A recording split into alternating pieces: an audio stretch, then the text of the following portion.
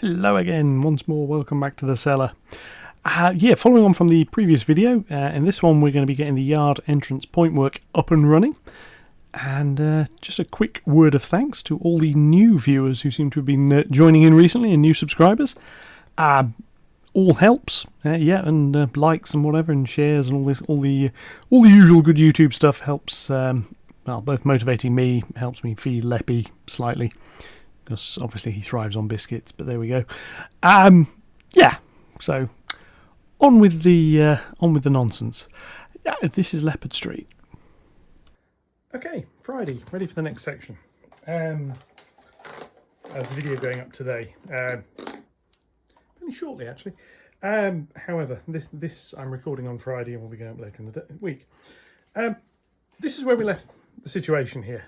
The new tracks over here and over here are wired into the connector blocks under the board, but aren't wired any further. The point servos for here and over here are in place, but are not powered up and calibrated.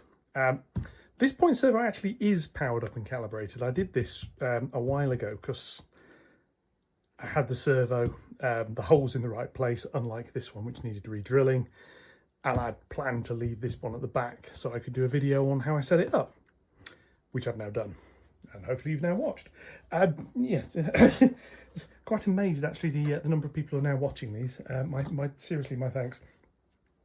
One thing I didn't realise until I came down for lunchtime, this point here I knew was powered up because I've been running trains over it, but it's not on the block detection system.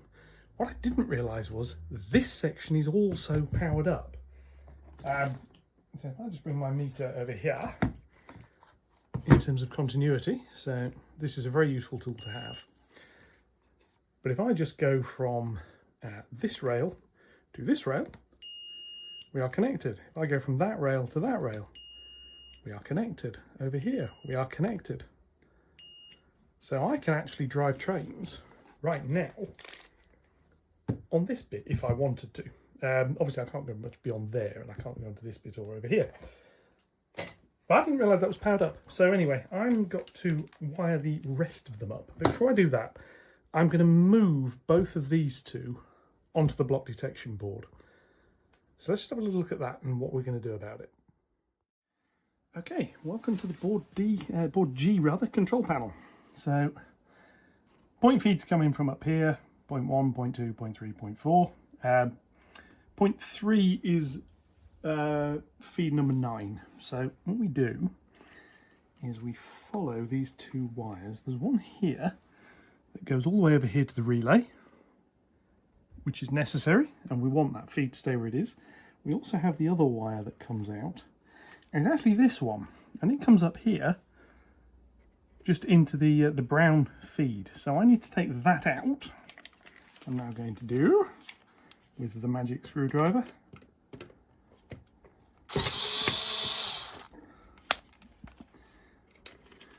And then I'm going to tighten that back up. I probably will be using that again very shortly, but I'm just going to tighten it up for now. Now this wire, when I put this in, I deliberately left it a little bit long. It's actually got to come all the way around here, because it needs to be fed up to here via this board up in the corner, which is a Merg DTC8 block detection board.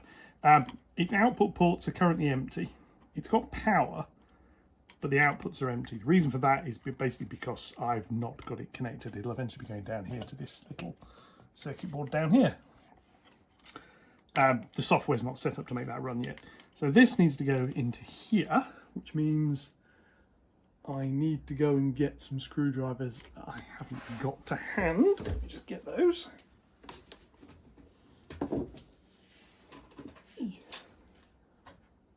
Just making sure I've got those, which is my magic screwdriver set. And I think I want that one, because this is going to go here into feed number 9. And I'm going to go with feeds on the inside, I feel, for this one. So what I need now are my clippers, which are around here somewhere, I hope. I'll they on the floor, or have I put them somewhere where I can't reach them? I think I've put them somewhere I can't reach them. One moment. Okay, back with some cutters.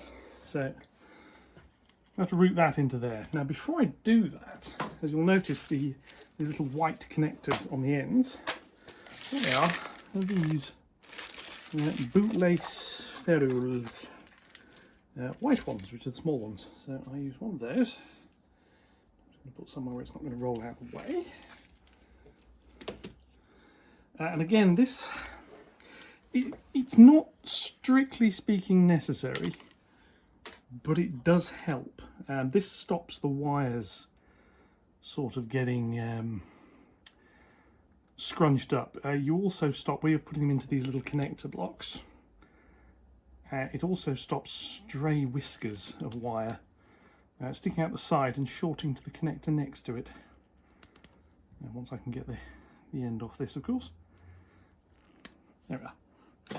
Slightly hindered there just by the length of the wire. So that goes on there.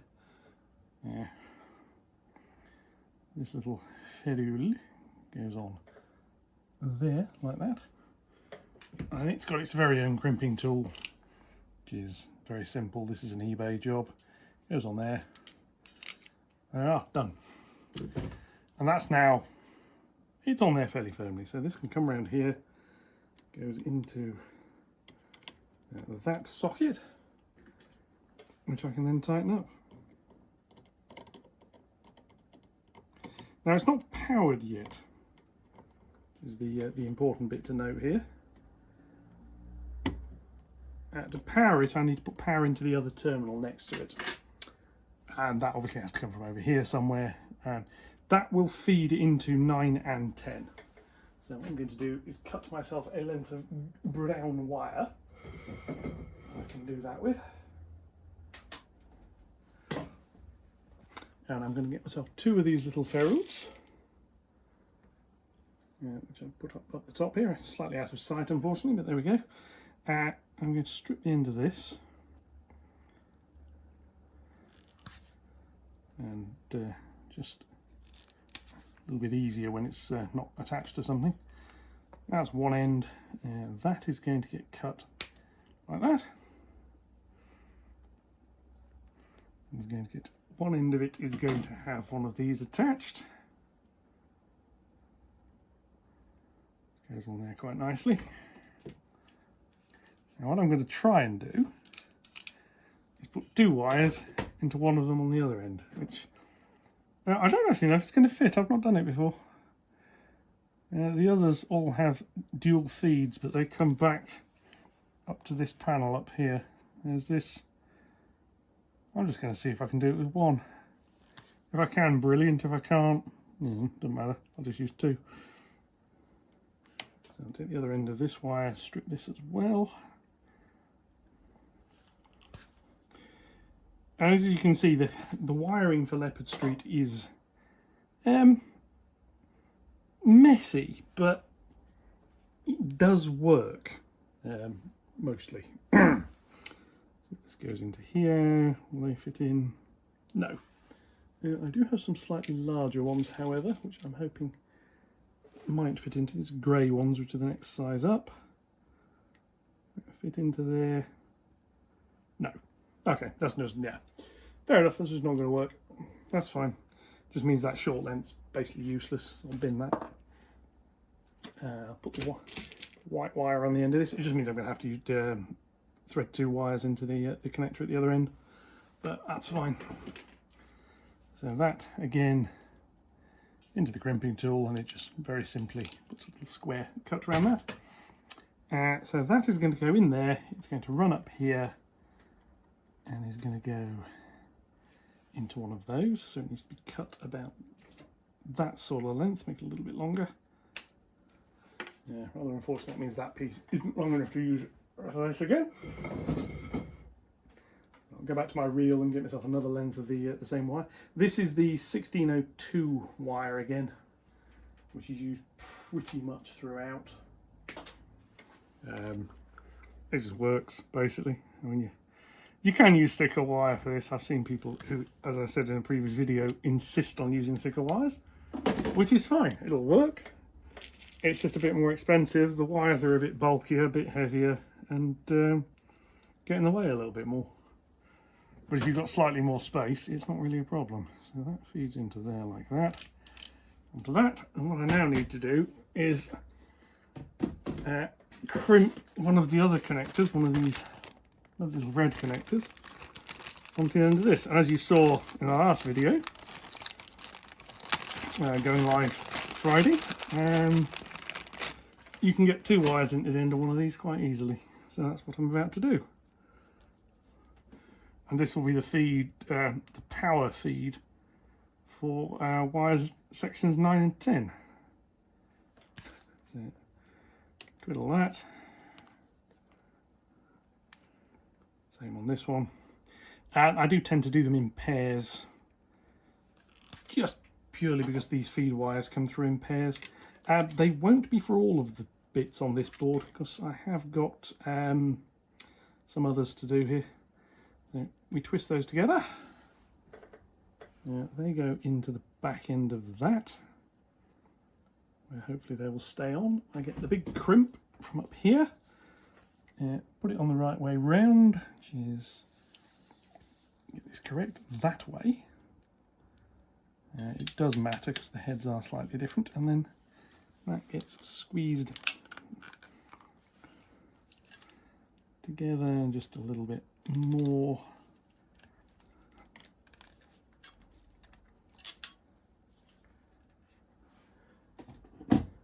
And just a quick pull test, it's always worth doing.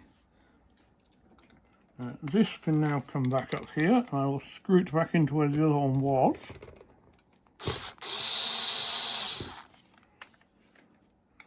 This board's actually a little bit busy now, just a tad. So I'm just going to feed this under there. I'll feed it under some other wires in a minute. That's going to go in, and it's going in flat side forwards. This is because I'm going to put another one on top of it in a minute. But I don't want to take that one out again when I do, basically. So these 2 wires can now come along here, can go under all of this at the top. The observant will notice there are 2 slightly different shades of brown wire here. Yeah, I was using one, I ran out, I bought some more, and it's a slightly different shade of brown. That's all there is to that. There's nothing more sinister. Well, not much more sinister, I suppose. That one come through, feed this one through as well. There are a few places on here where I've got cable ties and things trying to neaten this mess up a little bit. Anyway, these can come around here. One goes into that feed there on the bottom of number 9.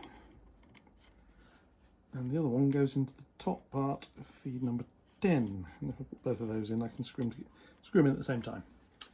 And let's get the screwdriver. There's this one or the other one. Let's try this one. That's the other one. Okay. There's a 50-50 chance, so I was going to be wrong. It's just how 50-50 chances work, isn't it? Yeah, that'll do. Like I say, these little ferrules just make clamping down to the wire a little bit easier. Now that should be feed number 9 re-energized, or at least continuity-wise reconnected. So what I'm going to do is I'm just going to quickly try that with this meter. You'll hear a bleep if this has worked, and you'll hear a different sort of bleep if it hasn't. That wire to that one. There we go, that's the brown feed. And well, the blue feed I've not moved, that was already there. Just checking the brown wire feed, so that is correct. So what I now do is the same thing for point number 10, which comes off this board here, which is these 2.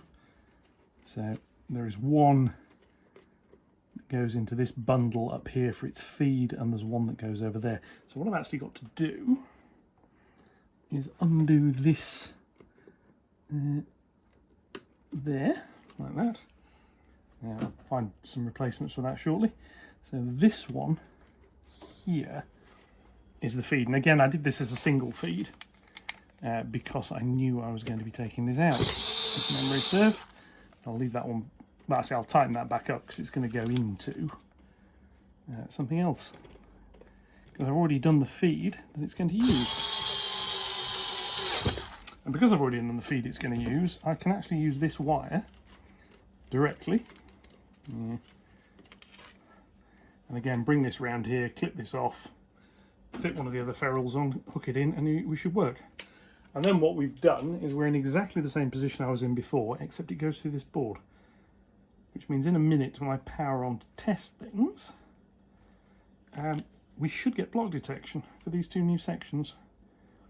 I won't be driving trains, but I will sit a train on it. I'm just going to see whether it picks it up correctly or not. Hopefully it will.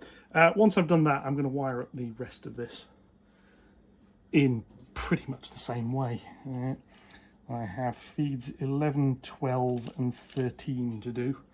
I just used the wrong connector on that. I used a grey one instead of a white one. I suppose it matters. And if it fits in the hole, which it does, it'll do. That is, yes.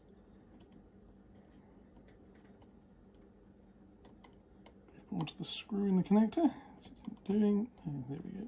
Nope. There we go. Nope. There. No. That one. There we go. Got it. Like that. Somewhere I have a bag of cable ties. I'm going to re-clip up this mess. Actually, no, I'll leave that. I'll do that in a minute. Right, now, what I need to do is move various bits of tooling off the track so that I don't have to worry about short circuits when we power up. And I'm then going to power on. So we start off with this, which should do a light test.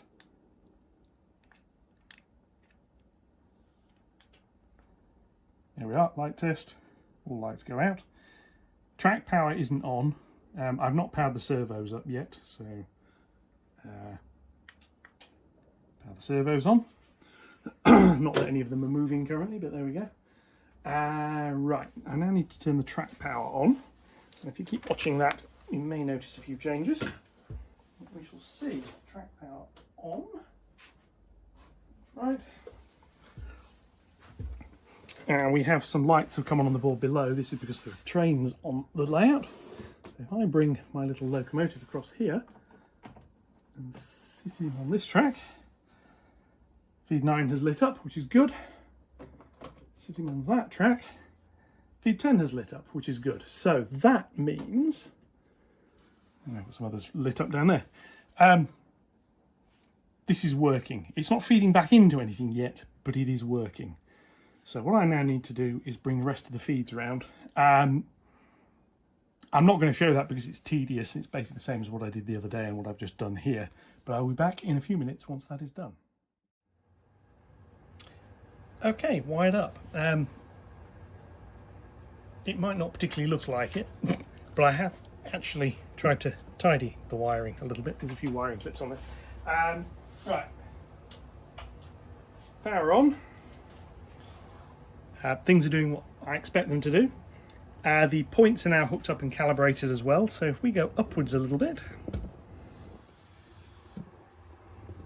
just adjusting the camera, so to speak, maybe a little touch more than that,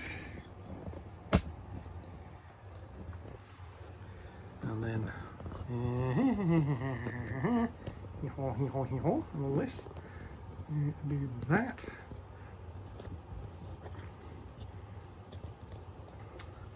I should then be able to move this around here a little.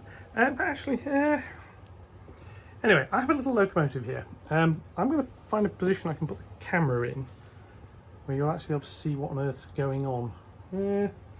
Yes, go down the end. Sorry about this.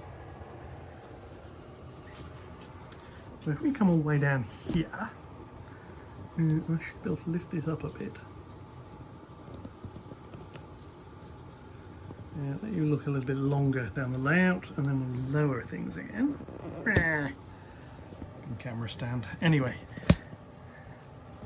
go down a little further. Right. So what have we got? Well, this all worked before. This bit all worked before. This one weirdly worked before, as I said earlier. I forgot about that. That should now work. That should now work. They should work. I should be able to drive up, not all the way into the sidings because the end bits aren't powered. However, let's have a go. Right, so first thing I'm going to do is turn off the noise in the background. Right,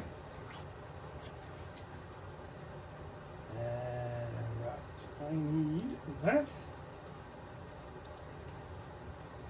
So, set this point so I can bring the little J52 out. And that one. That one, and yeah. I'm driving the trains in manual mode again, which, yeah, anyway, never mind. J52, forwards, go, or would go. Track power's on. Why is track power? There we go. Jerky for some reason. Anyway, right. So what we're now going to do is run up into here. Now I know this bit works. This should test this section here with a bit of luck. So reverse. She suddenly decided to be a bit hesitant there, but never mind.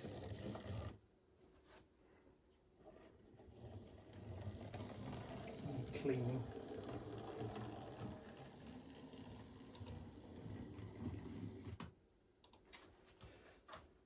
Rolled off the end of the track. Right, there we are. So that bit works. So I was clicking in the background. I'm just trying to control the train behind me when I can't see the screen. Forward again.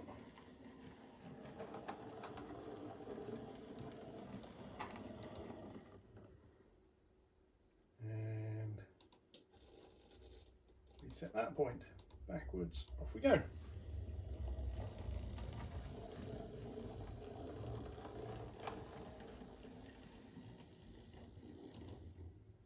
That point works, forwards. You can see some wheel cleaning needed here. And what I've now also got is that point is turnout number 5, so I should be able to move that. Like that. Yeah. Backwards again.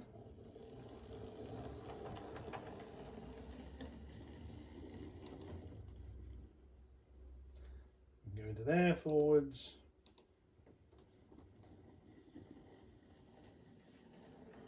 Yeah, so that's that part of the yard working. Just rumble out of there like that.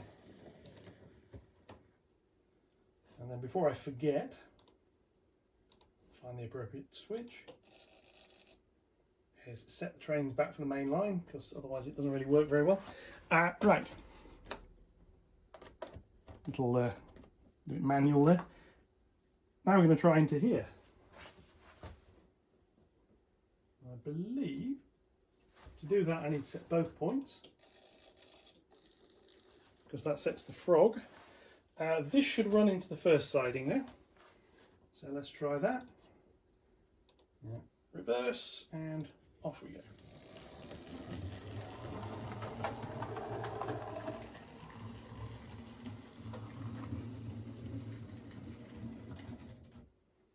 Then we stop there because obviously that bit of track is dead. So let's try the other siding.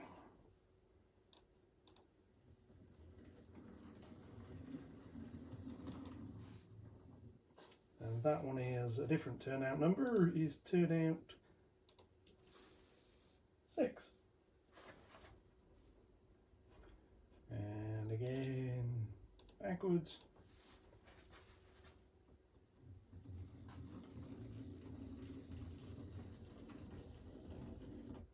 And the key bit here is this shows all the frog crossings are working.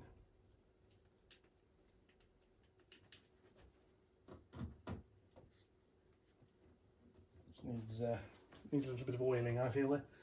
So go back to being in forward mode, and then we'll go into the other siding.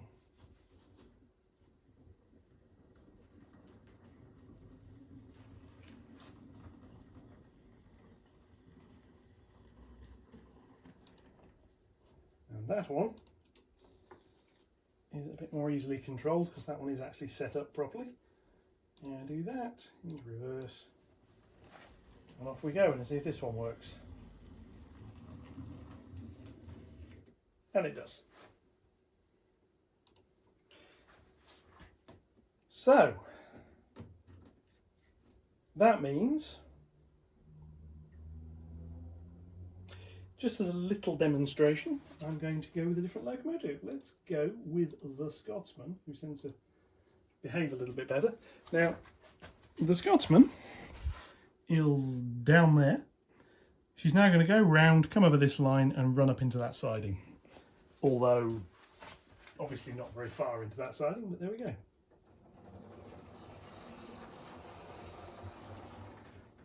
Or she would if she wasn't derailed.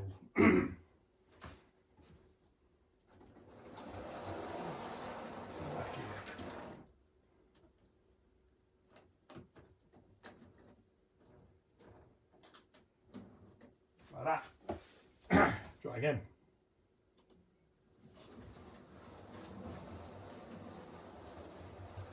But assuming this works, what this has given me now is, just watching what's going on around the other side, all of this entrance work is now usable. The next job, which I'm probably going to start sometime tomorrow evening, is getting those sidings actually laid properly. Basically, I've got to rip up all the cork at the end. There's a couple of Mac reels of cork turned up today. So yeah, so here we go, Scotsman coming round. Coming round slowly. And I'm just going to let her run into the siding and then stall because she'll run out of power. And we'll go, she's coming around here nicely. Doing very well today so far, hasn't derailed yet.